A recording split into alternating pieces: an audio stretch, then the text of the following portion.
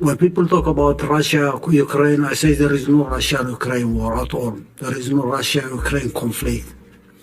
This is war declared by NATO on Russia. The war declared by NATO on Russia is not only for Russia, it's for dominating the whole world. It's for hegemony. This is an agenda developed after the end of the Cold War. They came up with this fantasy about containing Russia, containing any power, small, big, that challenge them technologically, economically, socially, culturally. They have to contain everybody. They will contain Russia, but make friendship with China and continue taking advantage of that so that containing Russia will be easier for them to do. Now China is out of control.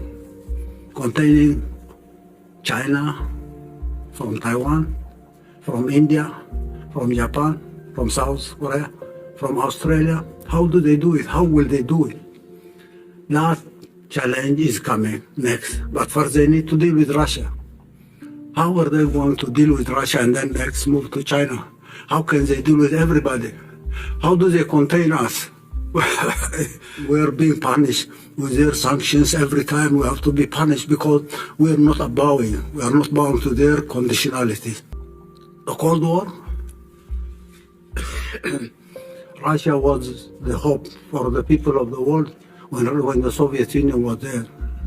Unfortunately, leaders in the Soviet Union made their mistakes to see the collapse of the Soviet Union, which was a historic tragedy. As you at one point mentioned, that was a historic strategy. In the course of the history of humanity, that was a catastrophe. Because the Soviet Union collapsed, the Soviet Union disintegrated them, they felt they can control the world for the coming 50 years or 100 years without anyone challenging them. And that was when this hegemonistic fantasia was developed. Hegemonize. We have seen what they have done the last 30 years. It's a continuation of the same ideology of slavery, colonialism, neocolonialism, then hegemony. The world will have to get out of this state of affair. We are at a crossroads. We believe we are in a transition to a new world order. An overnight new video captured showing fully armed cartel gunmen crossing the border wearing full tactical gear. Journalist Michael Yon is at the southern border. He's kicking off a weeks-long report, and Michael joins us tonight. Thanks, Clayton. It's unbelievable. The things that you see out here, the drawbridge system, it's called drawbridge, Operation Drawbridge.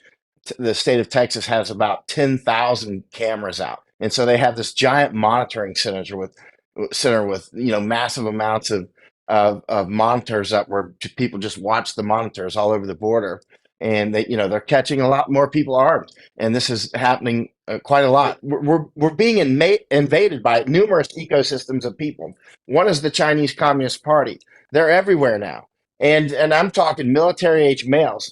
Nobody can count them all. At least 200 a day just through the Darien Gap. I had a source down in Mexico City a few days ago looking at the Chinese. He said there's more Chinese than he's ever seen. They'll fly into Mexico City, fly into Cancun, come up to the southern border. I meet Chinese all the time coming across at Yuma or here in Texas. Meet them in Darien Gap all the time. We're being overwhelmed by Chinese. That's just Chinese. That doesn't include, for instance, large numbers of Iranians, many of whom actually have lived in Venezuela for many years or even were born there and speak Spanish completely fluently, natively. And so you can't tell them apart. So you've literally got, many of them are just, Iranians that are good people. And then there's others that are clearly like Hezbollah related. And they've been caught. I mean, some have actually been caught. So I'm not just saying this pie in the sky. You can just use web search and you can see some of it online. We've been telling you over the past few weeks about the increase in Iranian piracy in the Persian Gulf region. Now, the United States, as we detailed on the newscast about a week ago, is taking pretty serious steps to deter Iran from seizing commercial vessels in the Persian Gulf region, in particular in the strategic Strait of Hormuz, where some 20% of the world's crude oil passes through each and every day. Now, the U.S. announced about a week or two ago that it is sending F-16 fighter jets, F-35 fighter jets, at least 3 warships, and up to 2,500 U.S. Marines to the Middle East, all as a message to the Iranian regime and, again, to deter Iranian piracy. Again, pretty unprecedented that U.S. Marines and sailors would essentially board commercial vessels. And folks, these aren't exclusively U.S. vessels. These are vessels flagged from any country around the world. At the request of those vessels or those nations or those companies, U.S. Marines and sailors would actually board those vessels and basically act as security as they pass through the waters of the Persian Gulf, in particular the Strait of Hormuz. Take a look at this map, just published on Friday. These are all of the African nations that have now signed military agreements with Russia. And even a few of those in white are getting ready to partner with Russia as well. Damn, that's a lot of red. Over the past few days, the United States started dropping massive amounts of military cargo right near the Niger border with its warplanes. They are getting ready to attack Niger to try to stop it all. But that threat is not stopping the people of Niger. Tens of thousands of people marching in that country this weekend, celebrating their independence and shouting no to foreign military bases, no to poverty, no to the West stealing their uranium, their phosphate, and other minerals. Again, we'll get around to the uranium and gold part of this story in a moment, which is arguably the most important part of this story. But first, a story that no one's talking about is the massive pipeline that is nearly set to go online. Now, it starts in Nigeria. It flows through Niger on its way up into Europe. Chevron and the United States have already invested $13 billion into this pipeline. And guess what, guys? After the Nord Stream pipeline destruction, Chevron stepped up production to get this up and running. And now the people of Niger are saying, wait a second, why are we going to allow a pipeline to flow right through our country so Europe can have natural gas? You are doing nothing for us. You continue to steal from us. Sorry, no more pipeline.